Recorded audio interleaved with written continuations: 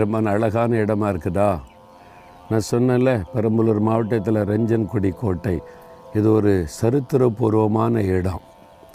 இங்கே யுத்தெல்லாம் நடந்திருக்குது. அப்போ ராஜாக்கள் பாதுகாப்பாக இருந்து சத்துருக்களோடு யுத்தம் பண்ண இந்த கோட்டையை கட்டி சண்டை போட்டுக்கான பல காரியெல்லாம் அங்கே வச்சுருக்குறாங்க. எவ்வளோ பாதுகாப்பாக அவங்க இருந்து யுத்தம் பண்ணி தங்களுடைய மக்களை பாதுகாத்துருக்காங்க பார்த்தீங்களா? அதே மாதிரி தான் ஆண்டவரும் இந்த துஷ்டனாகிய பிசாசின் கையிலிருந்து நம்மளை பாதுகாக்கிறதற்கு சிலுவையில் அவர் சண்டை போட்டார். தனியாக அவர் சிலுவையில் அவர் யுத்தம் பண்ணி பெரிய ஜெயம் எடுத்தார். தனியாக சிலுவையில் ரத்தம் சிந்தி நமக்காக நம்முடைய பாவ சாபங்கள் எல்லாத்தையும் மாற்ற, இந்த பிசாசனுடைய தலையை உடைக்க, அவன் மீது வெற்றி எடுத்து என் ஜனத்தை நான் பாதுகாக்கணும்னு சொல்லி தன்னையே சிலுவையில் பலியாய் கொடுத்தார். அதனுடைய விளைவு என்ன தெரியுமா? நாகம் 1:15 துஷ்டன் இனி உன் வழியாய் கடந்து வருவதில்லை, அவன் முழுவதும் சங்கரிக்கப்பட்டான். இந்த துஷ்டனாக இருக்கிற பிசாசு பார்த்தீங்களா, அவன் தான் நம்முடைய சமாதானத்தை கெடுக்கிறவன், வியாதியை கொண்டு வந்து ஆரோக்கியத்தை கெடுக்கிறவன், குடும்ப மகிழ்ச்சியை கெடுக்கிறவன், நம்மளை வேலையில் பிஸ்னஸில் ஊழியத்தில் எல்லாம் டிஸ்டர்ப் பண்ணிக்கிட்டே இருக்கிறவன், நம்மளை எப்படியாவது தொந்தரவு பண்ணணும், சமாதானத்தை கெடுக்கணும், அழிச்சிடணும் அப்படின்னு சொல்லி அவன் திருடன்.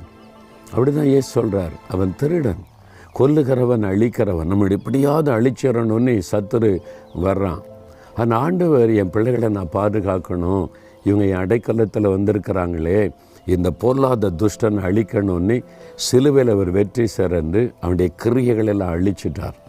இப்போ ஆண்டு சொல்கிறாரு, இனி துஷ்டன் உன் வழியாய் கடந்து வருவதில்லை, இனி ஒன்று அவன் மேற்கொள்ள முடியாது, ஜெயிக்க முடியாது, என்னை சிலுவையில் நான் அவனை ஜெயித்து விட்டேன், அதனால் நீ பயப்படாத அப்படின்னு நம்மளை பார்த்து சொல்கிறார். உங்களை பார்த்து சொல்கிறார், இனி எவ்வளோ காலம் நினைக்கிறீங்களா? இனி வரமாட்டான். நீங்கள் விசுவாசத்தோடு இயேசுடைய அடைக்கலத்துக்குள்ளே வந்துட்டீங்கன்னு வைங்களேன், அவர் கோட்டையை அரணாக இருந்து பாதுகாப்பார். சாத்தானால் உங்களை தொட முடியாது, சேதப்படுத்த முடியாது. அவர் தான் வாக்கு கொடுத்துட்டார்ல, இனி உன் வழியாக அவன் வர மாட்டான், நான் வர விட மாட்டேன்.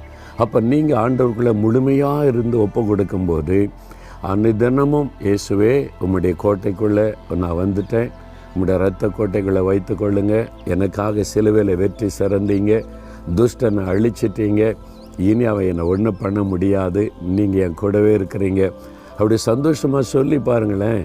பிசாசு அவ்வளோதான், ஒன்றும் பண்ண முடியாது, தூரத்தில் தான் நிற்பான், பயமுறுத்தி பார்ப்பான். ஆனாலும் நீங்கள் தைரியமாக சொல்லுங்கள், நீ ஒன்று என்னை பயம்லாம் முறுத்த முடியாது, என் கூட இருக்கிற இயேசு பெரிய உன் தலையை மிதித்தவர்